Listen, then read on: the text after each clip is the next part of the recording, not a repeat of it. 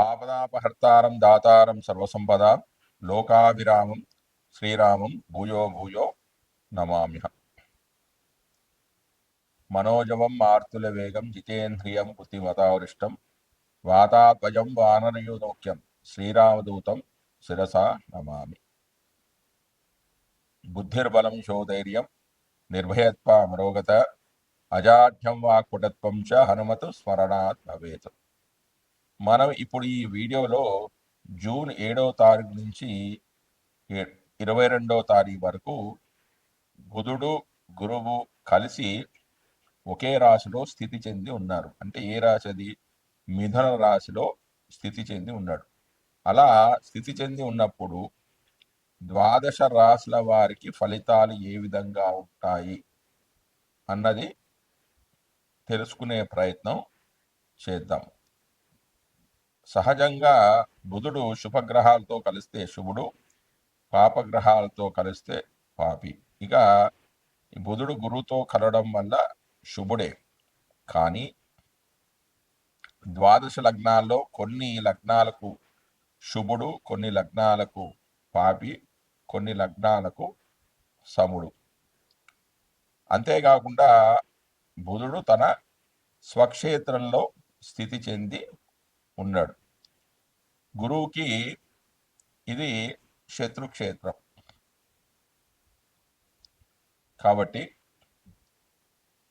ద్వాదశ రాశుల వారికి లేదా ద్వాదశ లగ్నాల వారికి బుధ గురువులు కలిసి ఉన్నప్పుడు ఫలితాలు ఏ విధంగా ఉంటాయి అన్నది మనం ఇప్పుడు ఈ వీడియోలో తెలుసుకుందాం. అసలు బుధుడు అంటే ఏమిటి, బుధుడి యొక్క కారకత్వాలు ఏమిటి, గురుడి యొక్క కారకత్వాలు ఏమిటి అనేది తెలుసుకుందాం. బుధ కారకత్వాలు: వాక్కర్మ విద్య వినయో వివేకో మిత్రం సగోత్రం గణితం సుతీచ్చ విద్వాన్ సుచిరమాతల సంతతిచ్చ శిల్పీ కసానో మృదువాక్ త్రిదోష వాణిజ్య దుస్వప్న సమాన పుంసో వేదాంత మాతామహ యంత్ర మంత్ర వాయీభయో నర్తన కోశ సౌమ్య వాయువ్యకాష్ట ప్రియగోపురేజ్యాత్ అంటారంటే ఈ బుధుడు వాక్కారకుడు, విద్యకు కూడా కారకుడు, వినయానికి అంటే సౌమ్యంగా మాట్లాడడానికి, వివేకం అంటే ఆలోచనకు, మిత్రుడు, సగోత్రుడు, గణిత శాస్త్రం అంటే మ్యాథ్స్ టీచర్. అంటే బుధుడు బాగా ఉన్నప్పుడు వీళ్ళు మ్యాథ్స్ టీచర్స్, మ్యాథ్స్ లెక్చరర్స్ కావడానికి అవకాశం ఉంది.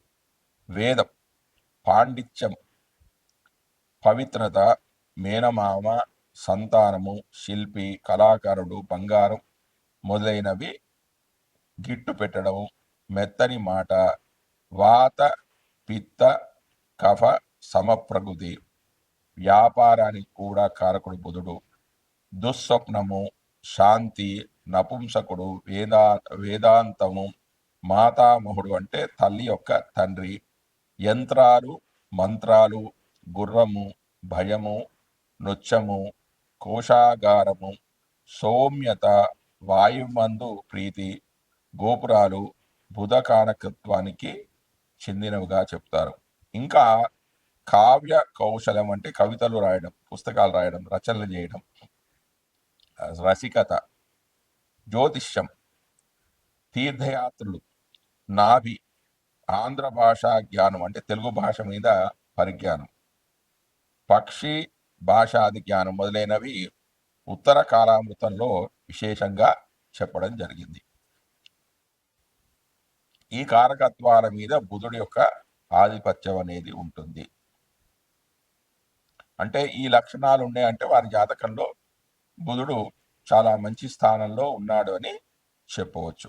ఇక గురువు యొక్క కారకత్వాలు: సంతాన సోక్షం వటనే పటుత్వం శరీర పుష్ఠీర్ధ వినంతనూజ జ్ఞానం మతిస్తంత్ర విచార భూప వినోద వేదార్థ విదోంగ వీర్యం తురంగ సౌక్షం స్వగురు స్వకర్మ సింహాసనం ఘోరద వృద్ధ విప్ర శమీకరాభూషణ సత్యమేదో మీమాంస తీర్థాన యశ సురేజ్ఞాత్ అన్నారు. అంటే వీటి యొక్క అర్థం ఏంటంటే సంతాన సౌఖ్యం అంటే సంతానానికి కారకుడు గురుడు, వక్తృత్వం అంటే రచన చేయడం, శరీర పుష్టి అంటే శరీరం బలంగా ఉండడం. ధనానికి కారకుడు కూడా గురుడే. పుత్రులు జాతకంలో గురువు బలంగా ఉంటే వారికి పురుష సంతానం అనేది కలుగుతుంది. అంటే పురుష సంతానానికి రవి, కుజ గురువులు కారకులు. స్త్రీ సంతానానికి అయితే చంద్రుడు, శుక్రుడు కారకులు. వీళ్ళు కారకులు అన్నమాట. జ్ఞానం, బుద్ధి, తంత్ర విచారణ, రాజ సమానత్వం అంటే ప్రభుత్వ ఉద్యోగము, వీటికి వినోదం అంటే ప్రీతి, వేదార్థ జ్ఞానం, శరీర బలము, గురువు, తండ్రి నుంచి వచ్చే వృత్తి విద్య, సింహాసనం అంటే మంచి అధికారం, గోవులు, రథాలు, వృద్ధత్వం, బ్రాహ్మణుడు, బంగారు ఆభరణాలు, సత్వగుణం, మీమాంసా జ్ఞానం అంటే ఒక విషయం గురించి చర్చించడం, తర్కము, జ్యోతిష్యము. అయితే బుధకారకత్వంలోని జ్యోతిష్యము ధనార్జనకు, గురుకారకత్వంలోని జ్యోతిష్యం అనేది లోకోపకారానికి, శుక్రకారకత్వంలోని జ్యోతిష్యము అనేది పలుకుబడి పెంచుకోవడానికి, యురేనియస్ కారకత్వంలోని జ్యోతిష్యము నూతన ఆవిష్కరణలకు ఉపకరిస్తూ ఉంటుంది. ఉదర రోగాలు, పెద్దన్న, తపస్సు, రాజగౌరవం, శివోపాసన, వాత కఫ ప్రకృతి మొదలైనవి ఉత్తర కాలామృతంలో చెప్పబడ్డాయి. ఇవి బుధకారకత్వాలు, గురుకారకత్వాలు. ఇప్పుడు వీళ్ళిద్దరూ కలిసి ద్వాదశ రాశిలో అంటే సహజ రాచక్రంలో 3వ స్థానమైన అంటే మిథున రాశిలో ఉన్నప్పుడు ద్వాదశ రాశుల వారికి ఫలితాలు ఏ విధంగా ఉంటాయి అనేది మనం ఇప్పుడు తెలుసుకుందాం. మనం ఇప్పుడు ఈ వీడియోలో బుధ గురువులు జూన్ 7వ తారీఖు నుంచి 22 వరకు మిథున రాశిలో స్థితి చెంది ఉన్నారంటే 2 గ్రహాలు ఆ రాశిలో కలిసి ఉన్నారు. అలా కలిసి ఉన్నప్పుడు కుంభలగ్నం లేదా కుంభరాశి వారికి బుధ గురువుల ఫలితాలు ఏ విధంగా ఉంటాయో అనేది మనం ఈ వీడియోలో తెలుసుకుందాం. కుంభలగ్నం లేదా కుంభరాశి వారికి బుధుడు పంచమ అష్టమాధిపతి శుభుడు. ద్వితీయ లాభాధిపతి అయిన గురుడు పాపి.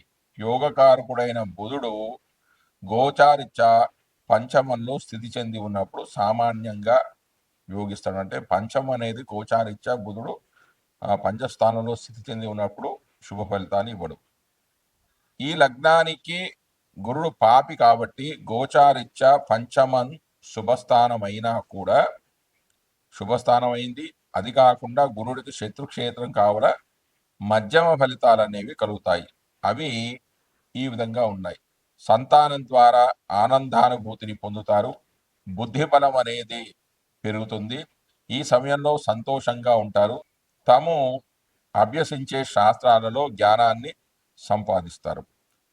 తమ మృదువాకుల ద్వారా ఇతరులను ఆకర్షించడం అనేది జరుగుతుంది. క్రయ విక్రయాలలో వ్యాపారాలలో కొంత మెరుగైన ఫలితాలు అనేవి కనిపిస్తాయి. విద్యార్థులు తమ సబ్జెక్టులో మంచి మార్కులు సాధిస్తారు. బంధువుల ద్వారా కానీ స్నేహితుల ద్వారా కానీ కొన్ని పనులు అనేవి పూర్తి చేస్తారు. సజ్జన సాంగత్యం అనేది లభిస్తుంది. అంటే మంచి వారి యొక్క స్నేహం అనేది లభిస్తుంది. పెద్దలను, గురువులను సందర్శించడం అనేది జరుగుతుంది. వారి ద్వారా రహస్యమైన విషయాలను తెలుసుకుంటారు. రహస్య మంత్రాలను ఉపదేశం పొందడం అనేది కూడా జరుగుతూ ఉంటుంది. జై శ్రీమన్నారాయణ. జాతకంలో అంటే లగ్నాది కానీ గోచారవచాత్ కానీ బుధుడు దుస్థానంలో కానీ నీచస్థానంలో కానీ ఉన్నప్పుడు బుధగ్రహ జనిత దోష నివారణ కోసం ఈ కింద చెప్పిన వస్తువులు శ్రేయస్కరమైన అంటే వీటిని దానం చేస్తే మంచి ఫలితాలు అనేవి వస్తాయి. అవేంటి? రత్నము, బంగారం, పచ్చ, దీనే మరకతం అని అంటారు. పచ్చని వస్త్రము, కంచుతో తయారు చేయబడిన పాత్ర, ఏనుగు దంతము, పగడము, పెసలు, సర్వ పుష్పాలు అంటే అన్ని రకాల పువ్వులు, కర్పూరం, వివిధ ఫలాలు, తులసి చెట్టు, షడ్షోపేతమైన భోజనము, ముతక పంచదార ఈ వస్తువులను బుధవారం ఉదయము బ్రాహ్మణులకు దానం చేయాలి. శక్తానుసారంగా కొన్ని వారాలు ఇందులో కొన్ని వస్తువులను దానం అనేది చేయవచ్చు. ఈ వస్తువులే కాకుండా నీళ్లలో ఆవు పేడ, అక్షతలు, పండ్లు, తేనె కలిపి సువర్ణ అంగుళీకము అంటే బంగారపు ఉంగరము మరియు ముచ్చపుటు ఉంగరము చేతికి ధరించి ఆ చేతితో ఆ జలంనంతటినీ బాగా కలిపి అంటే ఆవు పేడను తక్కువ మోతాదులో ఆ నీటిని కాచి అంటే వేడి చేసి ఆ నీటితో స్నానం చేయటం వలన బుధుని ద్వారా జనించిన బాధలకు సత్వరము ఉపశమనం అనేది లభిస్తుందంటే బుధుడి యొక్క దోషాలు అనేవి తొలగిపోతాయి. దాని తర్వాత గురుడి యొక్క పరిహారం. గురువునికి సంబంధించిన దానం చేయవలసిన వస్తువులు ఈ దిగువ తెలుపబడ్డాయి. ఈ విధంగా ఉన్నాయి. పుష్యరాగం అంటే కనక పుష్యరాగము, బంగారము, భూమి, ఉప్పు, పంచదార, పసుపు, నెయ్యి, శనగలు మొదలైనవి మరియు చిత్రాన్నం అంటే పులిహోర, తేనె, గొడుగు, పుస్తకము, పసుపు వస్తువు, పసుపు రంగు పువ్వులు, పసుపు రంగు పండు, కంచు పాత్ర మొదలైన వాటిని గురువారం నాడు ప్రాతకాలంలో బ్రాహ్మణులకు దానం చేయవలను. ఈ విధంగా శక్తానుసారం కొన్ని పర్యాయాలు దానం చేసినట్లయితే గురుగ్రహ శాంతి అనేది కలుగుతూ ఉంటుంది. మాలతీ పుష్పాలు, తెల్ల ఆవాలు, పసుపు, తేనె మొదలగు వస్తువులను నీటిలో వేసి ఆ నీటిని కాచి స్నానం చేయాలి. ఇంకా గురుగ్రహ శాంతి కొరకు ఫలవృక్షాలను నాటించుట మరియు పండ్లను విరివిగా దానం చేయడము వలన కూడా విశేషంగా ఉపయుక్తకరంగా ఉంటుంది. ఇంకా హోమంలో ఏం చెప్పారంటే బుధగ్రహ హోమం అపమార్గం అంటే ఉత్తరేణి సమిధలతో హోమం చేసినా కూడా బుధుడు శాంతిస్తాడు. గురుగ్రహ హోమం అంటే పిప్పల అంటే రావి సమిధలతో హోమం చేసినా కూడా గురు దోషాలు అనేవి తొలగిపోతాయి. ఇంతే కాకుండా జ్యోతిర్విద్యా భరణంలో కొన్ని శాంతి పరిహారాలు చెప్పడం జరిగింది. అవేమిటంటే హేమ అంటే నాగకేసరము, మూలం అంటే పుష్కర మూలము పేలాలు, వీటిని వరి పేలాలు అంటారు.